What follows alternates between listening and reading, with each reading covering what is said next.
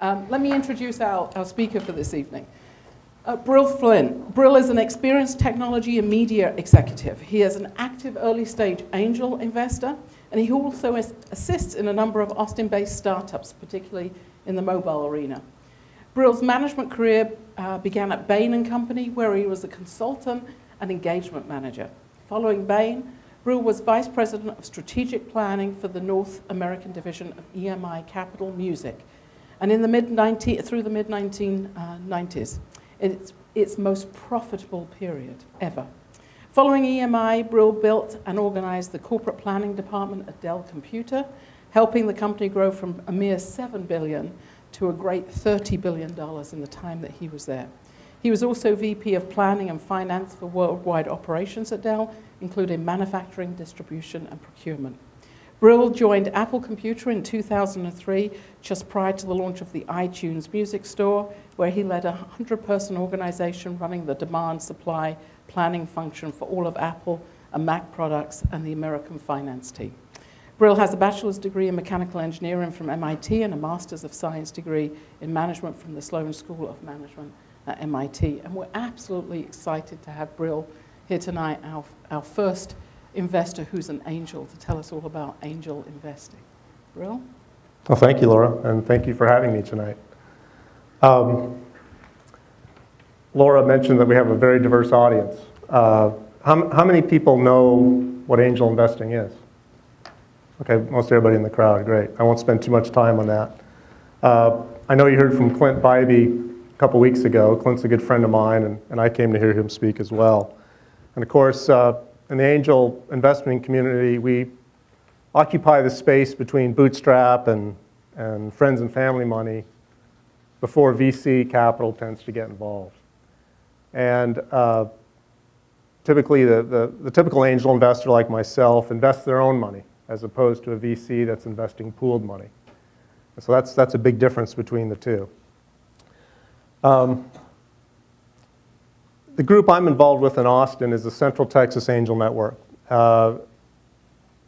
We are one of the top 5 most active angel groups in the country. You know, typically those groups have been on the left coast and the right coast, California, New York, and Boston. And now CTAN has emerged as one of the leading angel investor groups. So I think we're quite proud of that. Our executive director is here tonight too, Jeff Harbach. He's been a big part of helping us grow. So I want to talk a little bit about CTAN because I think it's a great organization, and we'd love to have more of you involved, either as entrepreneurs looking for funding or as potential investors if you're interested in getting involved in the angel investing activity. CTAN invested in roughly 22 companies last year to the tune of about $6 million, and that's split between new startups, new rounds of money, and also follow-on rounds. We do a lot of follow-on investments with our portfolio companies. All of CTAN members invest individually. We don't all invest in the same companies. CTAN has really grown dramatically in the past year. We started the year with roughly 50 members. We're now over 100. So you can imagine any group that's growing at that kind of rate. There are a lot of management challenges, a lot of exciting new things happening when you're managing an organization that changes that rapidly. It's a lot of fun because we're seeing some really interesting trends in Austin. One, we're getting a lot of investors moving here from other places because they want to live in Austin. So we're getting a big influx from especially the Silicon Valley area, California, but also the East Coast as well. Same thing holds true for entrepreneurs, which is really good for the whole entrepreneurial ecosystem here. We're finding a lot of people kind of fed up with the whole California thing, and they're moving to Austin to start their companies. So that's really exciting, and it just helps create a positive feedback loop to grow the activity and grow the startup community here in Austin. CTAN, Central Texas Angel Network, is also unique, I think, in the breadth of our portfolio. We've invested in about 70 companies since we were established in 2006. And those companies cross every industry vertical you can think of. We're big on medical devices. That's true of angel investing in general. You see a lot of medical devices. We do internet deals, software deals, web deals, a lot of mobile deals these days. But a couple things that make us unique, we're also very active in food-related products, consumer products especially. A lot of that has to do with this being the home of Whole Foods. And they're very, very supportive of new entrepreneurs, new products. Lance McGinnis is here from Boomerang Meat Pies. He's a CTAN portfolio company. And his business is going quite well. They're about to roll out nationwide with Whole Foods. So that's kind of a little subsystem here that's growing rapidly. We also see a lot of music-related deals. Since this is a music-related, or music capital, live music capital of the world, there's a lot of interest in music here. So we see musical instruments, music software. We actually get a number of performers that come to CTAN looking for funding. Not really appropriate for what we do, but it's kind of fun to see those folks coming out and looking to advance their careers.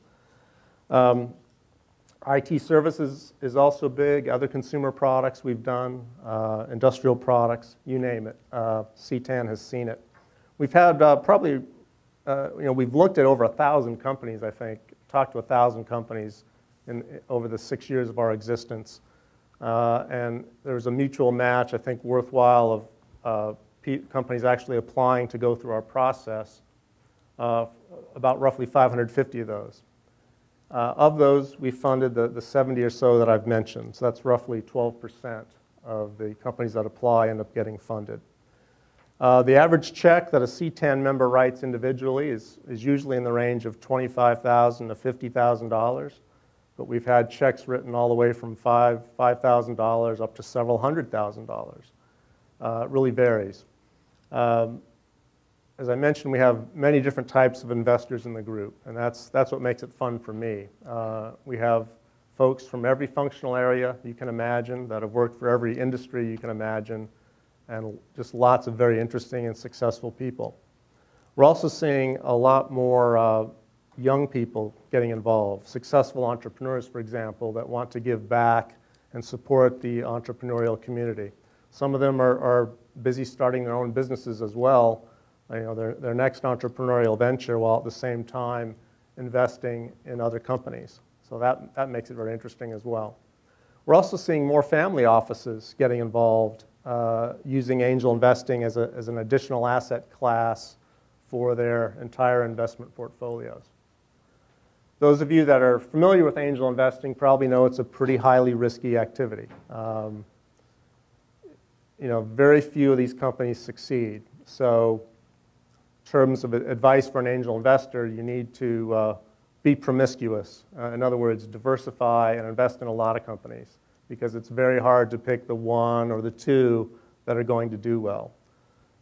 Kauffman Foundation has some great data where they analyzed and surveyed investors, and they found that roughly 9 out of 10 of these companies don't provide good returns. 4 to 5 out of 10 angel investments fail outright. Zero return, all your money's lost. A couple of them tend to linger on with no clear exit in sight. 1 or 2 may have partial returns, and then maybe 1, maybe 2 out of 10 could be considered as good or great returns. So faced with those odds, you really do have to diversify when you're investing in this business. That data also revealed that very few angel investors get more than 10x return on their portfolios, probably about 3%. And just less than half, 47%, don't make money at all, lose money on the activity. So it is a high-risk activity. It's not something that you want to bet your kid's college fund on. The general advice is no more than 10 to 15% of your portfolio should be in this type of high-risk, early-stage investing. So a lot of you may ask, and well, boy, why would you bother getting involved in this activity then, since the odds of getting good returns aren't that great? Well, a lot of angel investors think they're smarter than the next angel investor, so maybe that's part of it. But there are a lot of other reasons people do it. As I mentioned, we see a lot of investors, or a lot of successful entrepreneurs getting involved, but also very successful large company corporate executives. And they like angel investing for several reasons, besides the financial opportunity. They love to mentor and help companies. The typical angel investor is also very involved in their investments. There are a lot of ways to do that. You can sit on the board of directors. My favorite is sitting on the board of advisors, so you don't have to deal with a lot of the board of directors' bureaucracy and activities, but you can still be helpful to the company and involved in their activities. We've had people that have taken full-time positions with companies in their portfolio. In a sense, a lot of it also is just giving back to the community and helping the entrepreneurial community grow. So again, a lot of different reasons besides potential financial returns for getting involved in angel investing. Brill, can you talk a little bit about your reasons specifically? You come from a very successful background, being in multiple large, dynamic, innovative companies. Do you look for that kind of dynamicism and innovation in these small companies? Yeah, my philosophy has changed over time. I think the first reason I got involved was over my career I did work for some really great companies, but the bureaucracy started getting to me more and more. Even at a great place like Apple, it was kind of bureaucratic, and there was a lot of hoops to jump through to get things done. The other thing that got me interested is when I was still at Dell, I invested in an early stage venture fund that focused on Texas companies, and I learned my lesson there. They invested in roughly a dozen companies. They made some bad choices, I thought. I probably got 30, 40 cents on the dollar back from that deal. And I remember looking at the list of companies as they were winding up that fund and thinking to myself, I wouldn't have picked that company. I wouldn't have picked that company. And I wouldn't pick that company either. I just thought I could make better choices. And so I got involved. Jamie Rhodes, who you know very well, Laura, had just started the Central Texas Angel Network, and I got introduced to him and got involved pretty early on. And the immediate thing that struck me was how interesting the people were. As I said, they come from every walk of life and every industry, and it was just a lot of fun to interact with them. And the power of a group to help you pick better investments really appealed to me as well. You're supposed to invest in things you know in the angel world. And by affiliating with a group, instead of doing it on your own, you can make benefit of all this great expertise that's in the group. When you invest with other angels, Brill, is it one or two or four or five or a dozen? Is there a typical size of angel group that tends to come together? Yeah, the typical CTAN deal will have anywhere from 5 to 15 investors. So think about that for a minute. In that we've had from 50 growing to 100 members. A successful entrepreneur will only get 7, 8, 10 of those people to participate. It reminds me a bit of the music business, where you think of a big star. Back in those days, we had Garth Brooks on EMI. And we thought, he's doing great when he sells a couple million albums, but that's out of a population of 300 million people. So it's the same type of analogy. You only need to find the right people to invest in your deal. So it'll be, say, 7, 8, 10 people writing $25,000 to $50,000 checks. The average CTAN round is probably in the neighborhood of $400,000. What's becoming more common now is another trend, which is syndication of deals. Most companies that we talk to are raising anywhere from $200,000 to $1.5 million or even $2 million in funding. And you get up toward the upper half of that range, there's just not enough capital within a group like CTAN to fund that complete round. So what's happening in probably at least half our deals is syndication, typically with other Texas angel networks. We spend a lot of time looking at deals with the Houston Angel Network, who we modeled ourselves after when CTAN got started. There's a very active group in Dallas, the North Texas Angel Network. There's a group in Concho Valley that are members of CTAN. Baylor Angel Network, Aggie Angel Network. These are all groups we've done deals with and syndicated. So that's. And for the audience, there's 17 angel networks in Texas at the moment, and approximately 260 in the U.S. to network with. Yeah, and that's the other really neat trend. A lot of this has happened in the past year, and for the first time in the past year, we've started doing nationally syndicated deals, which is really exciting.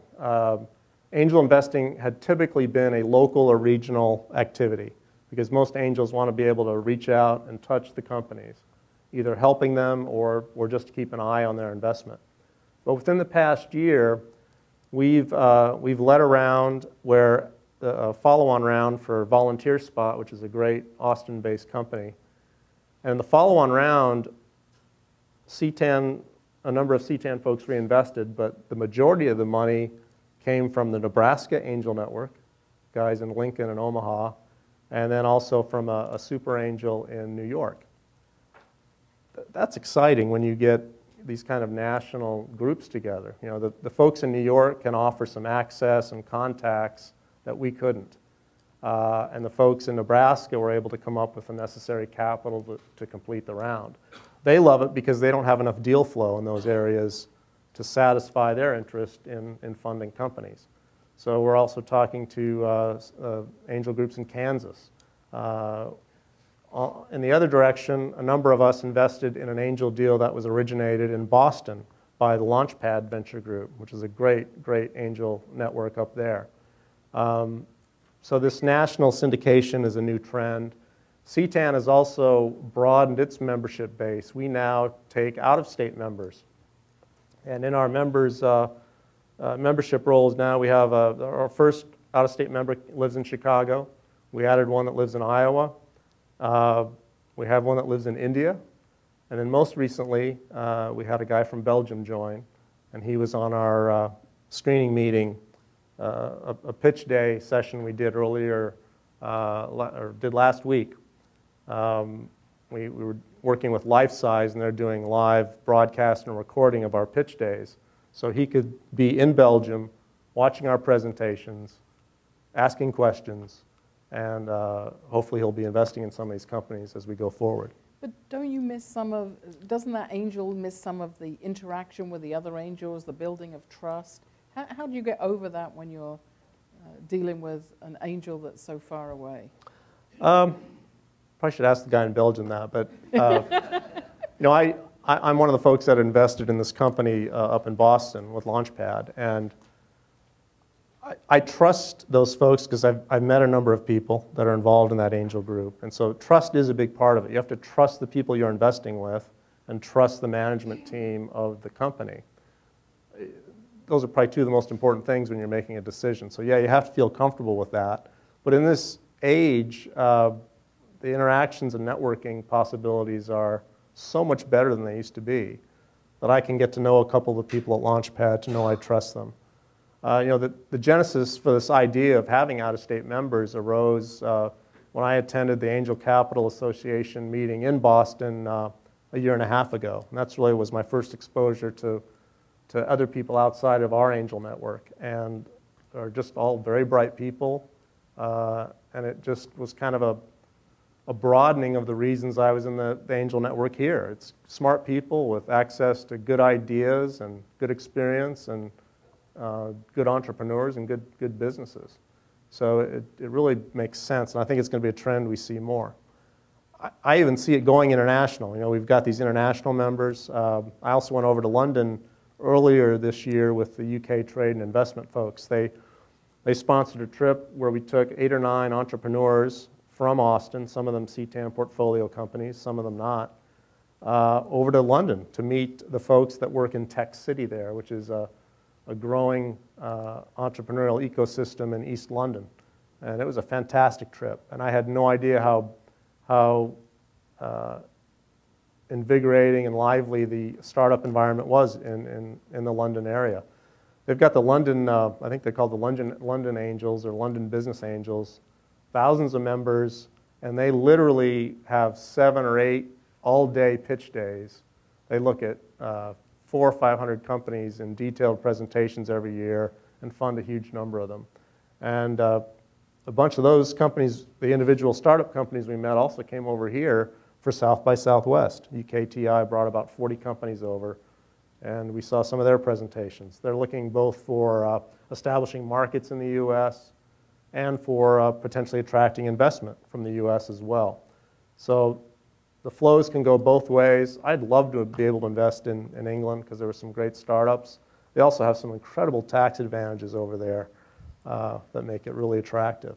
So angel investing, regardless, is still about getting the return and making money beyond helping the ecosystem? Yeah, I mean, I think most people will tell you it's a combination. For me, it started out being mostly about trying to get financial returns, but as I figured out that was going to take longer than I thought, you start to see some of the other benefits of being involved in these groups. It's a lot of fun, meeting guys like Lance and other entrepreneurs. They just have really interesting ideas. They're passionate about their products, and that's a lot of fun to be involved with. So how do you choose the entrepreneurs that you particularly decide to invest in? You said obviously it's in areas of your skill, but I'm sure there's some of those entrepreneurs you've invested in that perhaps are businesses you've never worked before. Yeah, in terms of choosing companies, that's one thing that's changed as I've spent more time involved with the group. I think initially I came at it from my corporate background, which was analyze the data, pick good markets, pick big markets, look for competitive advantage. And if you had a good idea and a good competitive advantage, it was all about execution. What I've come to find that those things are important, but most important are the people. And I can't say that enough. The people make the difference in these companies. My particular investment that's doing the best, I invested in solely because of the CEO. He was going into mobile, and this was, the early days, probably, I think we're still on the first generation iPhone. And so there were 1 million developers, 1 million mobile software guys out there. And so you'd look at it and say, well, geez, there's no barrier to entry. Why would I want to invest in this business? Well, this guy made me want to invest because he's a successful entrepreneur. He's done it 3 or 4 times, and he knows how to succeed. And that was the right choice because that investment is doing the best for me now. They're up to 8-digit revenue. You can start seeing an exit opportunities on the horizon. And I think if I had run across that opportunity, the first time I walked in the door of CTAN, I probably wouldn't have invested. That's because I've learned the importance of management. And the collective knowledge of the group has helped with that due diligence and views on how to choose that entrepreneurial deal? The dynamics are always interesting because I've invested in a couple companies where we had expertise in the group. And I'm thinking of examples in my head. One of them that I did primarily on the basis of a recommendation of a group member, it hasn't failed, but it's not blowing it out of the water either. It's muddling along. So you still have to ask the right questions and get comfortable with the investment, but it definitely helps to have the expertise there. And it's not just getting comfortable with the investment, it's, oh, well, we've got a guy that can help this entrepreneur with connections in the industry or mentorship or sales, opening this door for sales calls, whatever it might be. So it works not only for the investment decision, but for helping the company as well. I'd love to see that. And when you do a deal like this, is there a typical kind of way you do it? Is there a convertible note? Do you always buy equity? We've had so many different deal structures. I think the preference within our angel group is for preferred equity to be the basis of the deal. Although most of us have probably done 1 or more convertible debt deals as well. Depends on the company, depends on the situation. Generally, there's a reluctance to do convertible debt deals here because a lot of angels feel you're giving up some of the upside by not setting the value now. It can work both ways. Most of us will only do convertible debt deals if it's in the form of a bridge loan, a real short time period where we need the cash to bridge to a larger investor or a larger round of money coming in to set the valuation. But everybody has their own preference there, and there's not one deal that fits all companies. That's great. I'd like to start to open it up to the audience. So if you have questions, if you could please go to the microphone. We'd love to get your questions. Robert. Hey, guys. Hey, Robert. So not to change gears off of angel investing, but to kind of put you on the spot here, Brill, in regards to equities, what is your largest single equity position? It's Apple, you know that. Okay. Well, I just want to verify that. And then the second follow-up on that is, what is your opinion of Apple still, since it is your largest position? Yeah, we are getting away from angel investing. I was going to say that's an unfair question, but... Oh, I still love Apple. Apple's a great company, and I really enjoyed working there. The dynamics around Apple are fascinating to watch. I see people complaining about, like the antenna problem with the last iPhone and the maps problem here. They're acting like this is a new thing with Apple, like nothing is perfect the day it comes out. But every product Apple's ever made has always gone through these iterations. Anybody that's worked at Apple, like me, one of the first things they told me when I started there was, don't buy the first version when it comes out the door.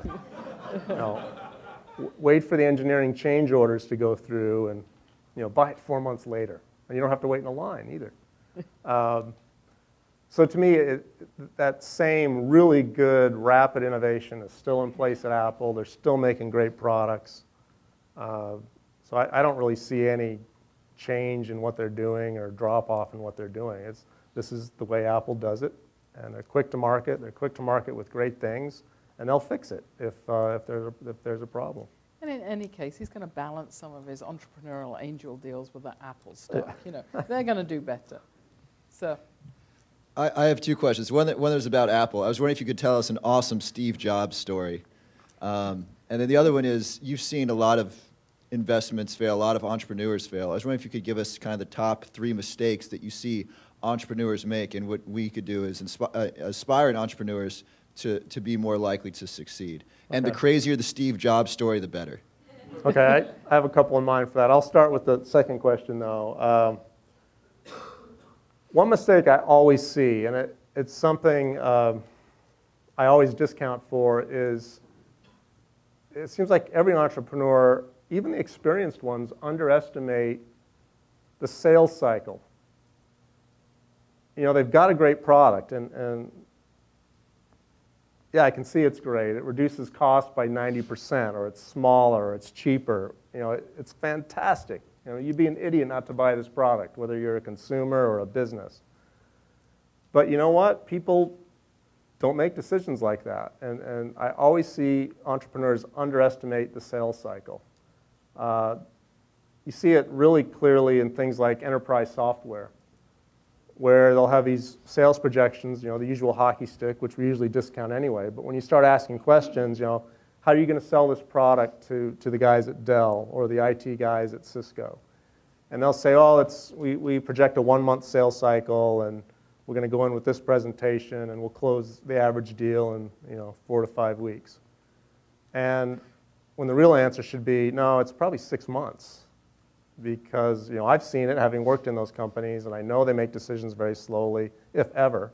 Dell is pretty good at investigating new technologies by just talking to entrepreneurs and salesmen and learning about what's out there with no intention of ever to buy.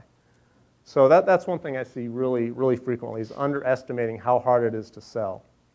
The other mistake they make is they talk about the ROI of a product or a payback. They say, here's our sales pitch for whatever the buyer might be. If you buy this product, it'll simplify your life, and you'll only have to spend an hour instead of 3 hours doing something. Or it will reduce your manufacturing costs if you buy this IT product. But the way corporate budgets are done, those two budgets are totally separate. So it's hard for big organizations to kind of bring that view together. It's going to save me money over here, but I have to spend more money here. That stops a lot of decision making that, yeah, really makes sense if they bought your product, Mr. Entrepreneur, but the realities make that very difficult to occur. So that's not the best way of selling those products, based on a payback or ROI, particularly if the cost and the benefit show up in different places in the organization. Those are the two that come to mind. Those are specific really to larger customers as clients. In terms of Steve Jobs stories, I'll make the following contrast. Michael Dell was very hands-on, very involved. He loved to walk the floors, talk to people. Steve was the opposite. There's probably 4 or 5 guys in the company that he liked to deal with, and those are really the only people he liked to deal with. I saw Michael Dell all the time. Michael interviewed me when I was getting my job at Dell. I never was alone in a meeting with Steve Jobs. Just didn't happen. But I did get to interact with him in a couple of interesting meetings, so I'll tell you about a couple of those. One of them, I don't remember even what the reason we were getting together for, but what I remember from the meeting is he was standing in a room like this, and somehow he got on the topic of fresh fruit. And nobody knows what fresh fruit tastes like anymore, because we buy all this stuff from the grocery market, and it was picked too early, and he went on for about 10 minutes on how we don't know what fresh fruit tastes like. A couple other stories. I had the privilege of going to what they used to call the Top 100 meeting at Apple. And it was a chance for senior execs to get together, talk about new products, talk about strategic direction for the company. And one of the cool things I got to see there, this was probably 2004, I got to see the breadboard version of what became the iPhone and the iPad. So literally on a piece of plywood, a couple of printed circuit boards with wires, and they had a touch screen. It's probably about a 7-inch diagonal screen. And they showed us this thing, and I mean, everybody got it right away, like, oh, this is going to be awesome. So that was pretty cool to be able to experience that. I also got to see the emotional side of Steve at that same meeting. Our CFO was retiring at that point, and it had just been announced. And this was a guy that had brought Steve back to the company, really. I think he came back in '97, and it was through the urging, in large part, of this guy, Fred Anderson. And Fred had been really important in maintaining the direction of Apple, maintaining the financial integrity, and managing the company when the finances were kind of shaky around that 2000 time period. And Steve got very emotional when he talked about Fred. So you could just sense the depth of that relationship. And again, he was not a personable guy with most people, but you could tell how close he was to this fellow executive, one of his key guys. Brill, before we go to the next question, do you think angels form that same kind of relationship with, based on the passion of their ideas, as angels invest with entrepreneurs, as you've noted here with perhaps Steve Jobs? Or do you think the relationship is different? I don't know if I could categorize it, because there's so many different CEOs and so many different personalities. Michael Dell was a good entrepreneur, very different personality than Steve. So I think it depends on the individual. And on average, how many hours a month are you engaged with a single entrepreneur that you've invested in, either by telephone, by email, by face-to-face meetings? It varies.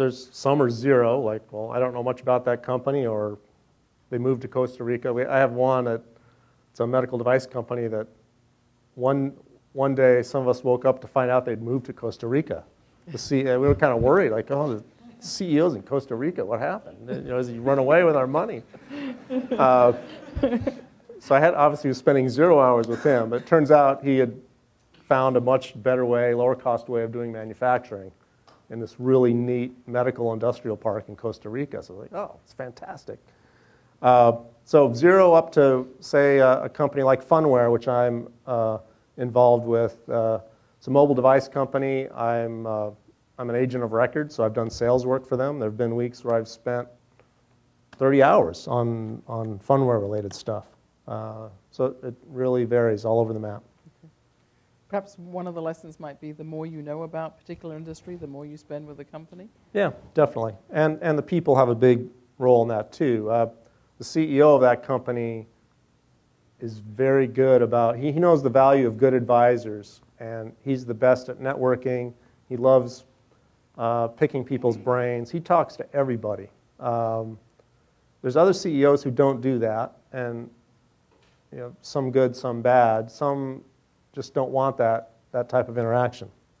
Well, and perhaps there's a way of differentiating and increasing the value as an angel investor. Let's ask the next question, Laura. Hi, this is so interesting. So I'm going to shift the topic here a little bit. I'm in the graduate program for the School of Social Work, and I started a nonprofit, which may go for profit, I'm not sure yet, in August. And so I have the idea of bringing veterans together with the Austin community, creating a pilot here, going national via other social work organizations and educational institutions. Is there a place for angel investors for this kind of thing? This is via a website, which is going to give them the opportunity to connect to all kinds of different give and gets, I call them, within the Austin community. It's based on unequivocal research that shows that social support is a protective factor against the development of PTSD and other issues. So where would angel investors fit into my plan, if at all? Hard to say. I think there generally would have to be a profit motive for the angel. So, right. So that would be on the website that is called Warrior Works. Okay. That I have the domain, several domains actually. I can give you a couple examples where we are involved in kind of volunteer and socially beneficial companies. One of them, I think I mentioned earlier, Volunteer Spot, local company. They have a set of tools for volunteers, like moms, classroom moms, Boy Scout troop leaders,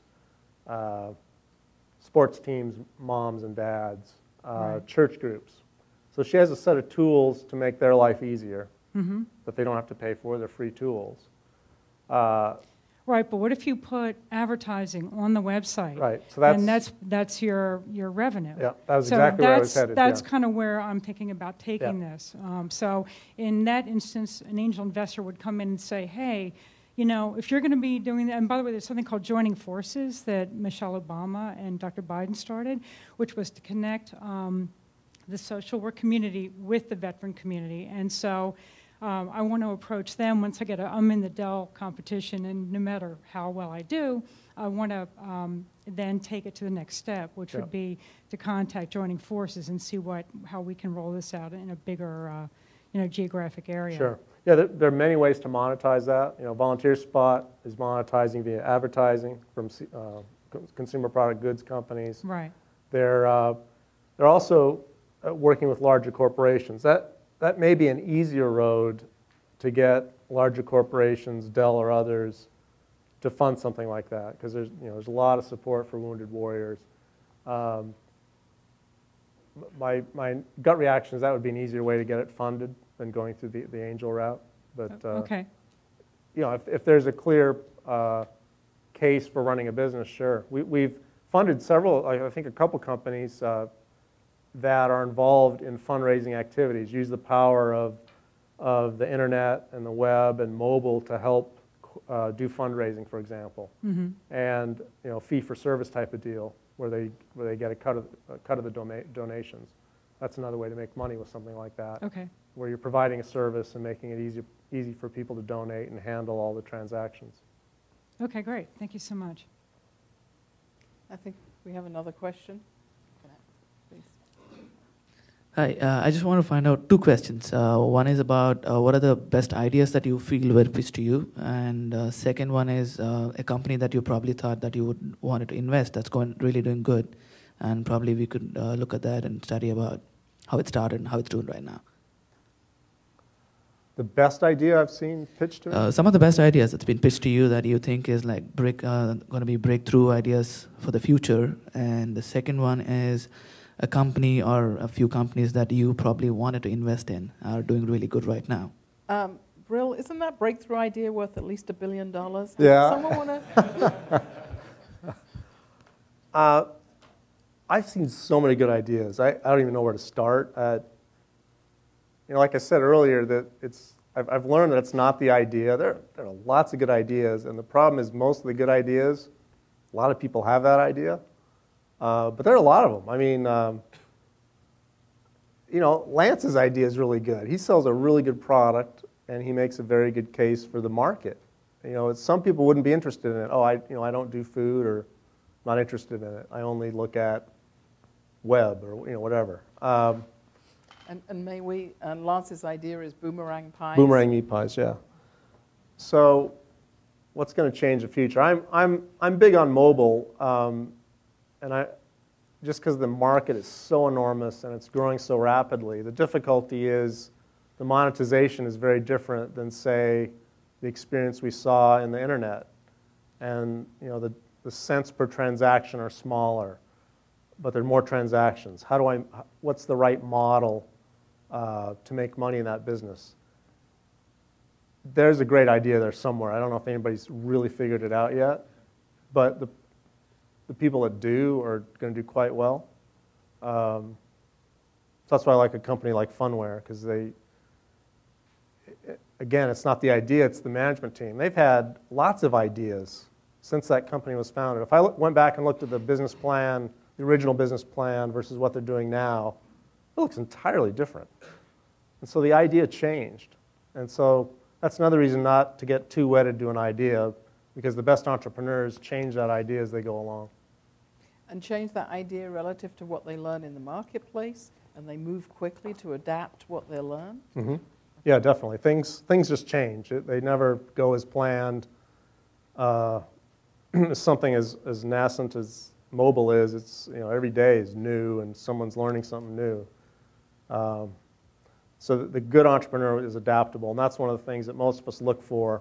When we see good pitches, I've seen some fantastic pitches, great ideas, the company's set up well, smart management team, but I can tell the CEO doesn't want to take any input from anybody else.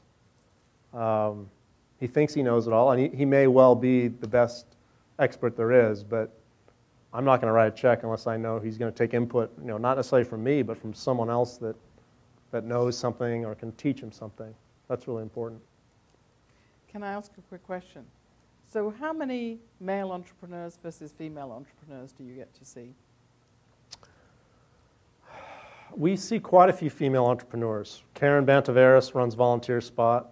We funded her company. We're right now talking to a woman who has a really innovative stroller product. The predominance would be male. I don't have the exact split, but we are seeing more female entrepreneurs, and we're seeing more female involvement in CTAN, which is great because, again, it's a different point of view. Most of us didn't get Volunteer Spot the first time through. It was a bunch of guys who just did not understand what she was talking about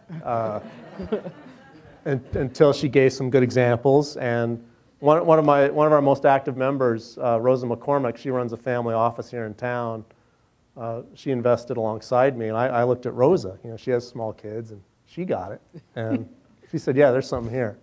So that we're seeing that more and more. We also, Rosa's also a member of a group called Golden Seeds. That's one of the most active angel networks in the country. It's multi-state.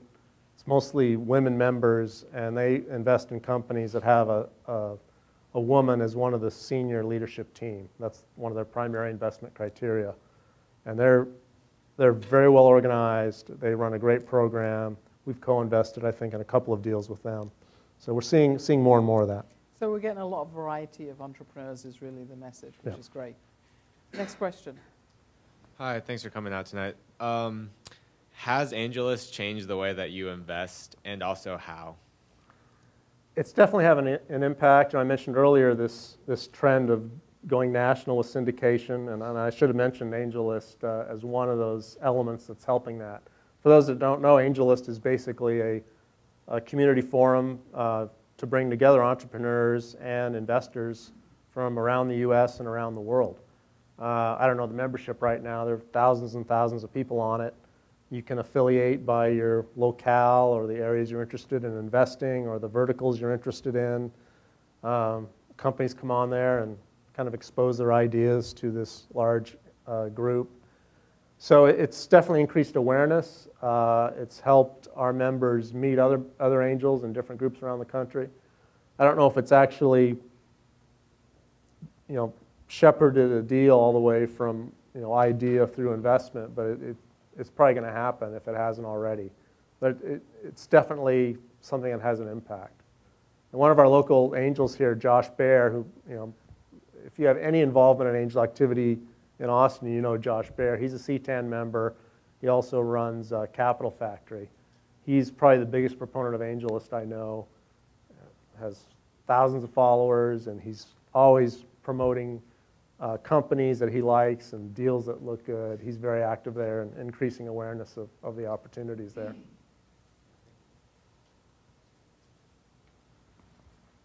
Hi there. With limited funding, where do you suggest your CEO spend their money in terms of talent? In terms of talent, it really depends on the company. And that's a big part of what we do when we're discussing a potential investment and use of funds. And the decision is not just talent, right? It's do we need to invest in technology or product development? Or if the product is in a semi-finished state, do we need to invest money in sales or marketing? That's really a company-specific issue. Also depends on the strengths of the founder. If you look at a successful startup, what makes a successful startup? The management team is number one, the founders, and usually what we usually see in good companies is there'll be a technical guy or a product guy combined with a business guy or a visionary. So they have some breadth of skills there. And usually, I think most often what we end up saying, the first hire is often a marketing or sales guy to start generating revenue and get the product off the ground. But it can be anything. I mean, in some cases, it needs to be a finance guy. But if I had to pick one, that's most often, it usually ends up being sales and marketing. Right. Thank you. And how do you go about helping the company find those key people? Networking, again, is the biggest thing. With our 100 members, they know people from different functional areas. So a lot of it comes from our members. A lot of it comes from the entrepreneur networking and their environment. Clint Bybee actually called me today. He has a company with great technology, and he needs a CEO to lead it. It's it's a web-based tool, and so he knows that we've seen a lot of good web entrepreneurs come through. So Clint will ask me if I know anybody, and I'll turn around and do the same thing if I find something that kind of is in his ballpark. There's a trend in some parts of the country on angel investing towards actually not taking equity of any kind, but to do more royalty sharing or revenue sharing. Yep. Can you address that a little bit? Yeah, I'm really intrigued by that idea. It's usually called revenue structured investment. The idea being, I'm not going to make a loan, I'm not going to collateralize it, and I'm not going to invest in equity, but I'm going to give you money, and in return, you'll give me, say, 4% or 5% of your sales. Generally up to a cap. Maybe the cap might be 5 times the amount I invested, 4 times, whatever. That is probably the oldest funding model there is. I mean, it goes back to the old mining days and mining royalties and that type of thing. It's a good model. It really only works if a company's already generating revenue. So that in certain situations, it makes sense. But not all. Yeah, not all, and probably not for most of the companies we see. Most of the companies we see are either pre-revenue or very small amounts of revenue where, a royalty or percent of sales just wouldn't yield any return. Great, thank you. I have another question. What do you consider a successful exit for an angel company? A successful exit. CTAN hasn't had many successful exits yet. We haven't had. I'm not sure that's what Jeff wanted to hear. No, well, let me finish. We haven't had many failures yet either. One of the surprising facts about angel investing is the length of time to exit is pretty long. I mean, a lot of people, when I came into it, I probably thought it was three to 5 years. The National Venture Capital Association shows their average time to exit is 8.7 years. So angel investing is at least that long. You know, the 2008 recession didn't help that. That slowed a lot of things down. So this isn't capital that you can invest and hope to get back money very quickly. You know, what exits have we seen? CS Identity was probably the first CTAN company. You may or may not be familiar with that company. It went public, it's successful, and the very early guys that got in on that deal made a pretty good return. I don't know the exact numbers. We have another one that will probably have an exit announced within a couple of weeks. I can't tell you what it is. Let's say the return's probably going to be in the range of 5 to 8 times the original investment that people put in. And that's a 2-year return. That'll be great. Well, we can talk about that one publicly. You know, I've invested in probably 14, 15 companies through CTAN. No exits in my portfolio yet, but none have failed either. So I'm actually doing pretty well in that regard. Some are getting close where we actually can see it on the horizon.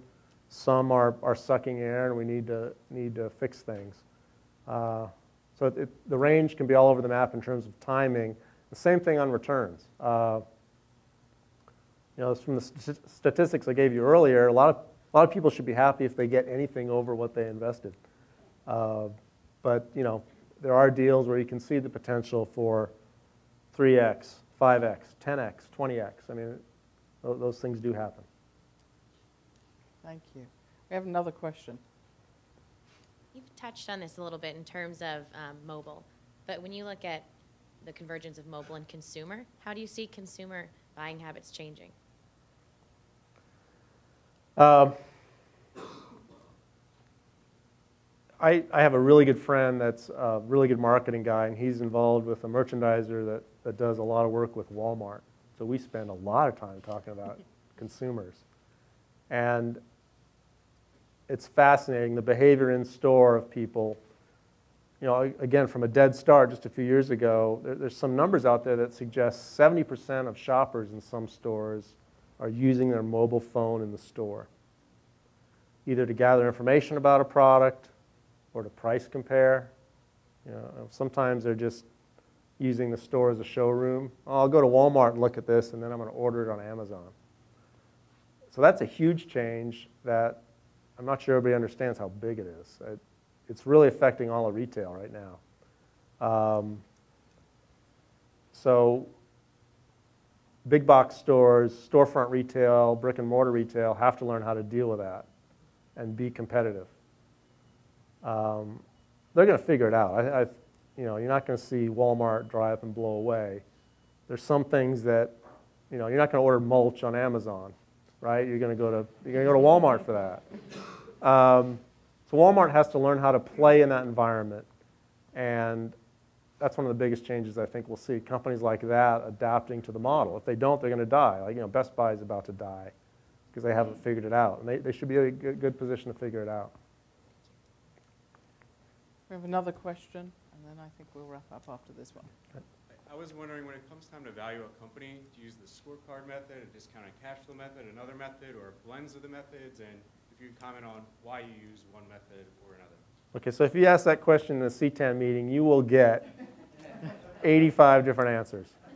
You know, I was a big company guy. When I came in, I was like, oh, well, we're going to run discounted cash flow models on these startups, and I'm going to, you know, because I come from a very analytic background. I was like, we can analyze this. We can get an answer. But then you quickly find out how silly that is because, I mean, the possible outcomes are so diverse and very unpredictable. There's so much variability. So the simple things are best. At its core, that's usually decided by what you can negotiate. You know, how desperate is the entrepreneur? How much support does he have? Maybe he's got 90% of the round full and he only needs a few dollars to round it out, and we may have no say in the matter. And then everything in between. The best one I've seen to get a ballpark number, in the Tech Coast Angels, one of their key members is a guy named Dave Berkus, B-E-R-K-U-S. Dave's a long-term, very successful angel investor. He's probably invested in a couple hundred companies. And his method of valuation is ridiculously simple. He has 5 or 6 criteria, like management team, market potential, status of the product. And he assigns a value. It can be 0 up to a maximum of $500K for each of those items. And after he does his research and diligence on the company, he picks a value. I think their management team is top-notch. I'll say it's worth $500K. Their product needs more work. It's probably only $200K. And he adds those up and gets a number. $1.8 million, that's the valuation that he'd use. That's the best method I've seen. I think it gives the best results. It literally is the best method. We've had a recent one where guys have churned away for hours and hours doing a discounted cash flow model. And I think it's a waste of time. But they think it's valuable, and it can be. I'm not saying it's totally useless. It's a good way for doing scenario analysis, but I wouldn't use that to pick a number. Another one that's really valuable is to use comparables, particularly in the medical space, for example. If something has to go through some type of FDA approval, there's a lot of data out there on other deals that have been done at all the various different stages. So, okay, I know a pre-phase 1 FDA company is worth $5 to $10 million. It's not worth 30. It's not worth 1. It's worth 5 to 10. So that's another way to do it. Look it up. It's on the web. I don't remember offhand. Brill, just to finish up this evening, this has been a fabulous discussion. Is there any words of wisdom you would leave us with for those in the audience that are looking to get money from angels, or those in the audience who might be thinking of becoming an angel? Sure. Talk to me or Jeff or other C10 members if you're interested in becoming an angel. We'd love to have you attend our meeting so you can see what it's all about. In terms of pitching to potential investors, I think the most important piece of advice is listen. It's important to state your case, but reserve some time for listening to the feedback you'll get, because that's can often be more valuable than someone writing a check. That can be difficult at times because, like I said, it's like on the valuation method. You'll talk to 20 of us and you'll get 15 different opinions. So being able to sort through that, but really listen to other people, network. There's a lot of smart people in Austin that can help you with your business. That's great. Please join me in thanking Brill tonight. Thank you. And we invite you to ask him any questions and come mix and mingle with everyone outside at the reception. Thank you.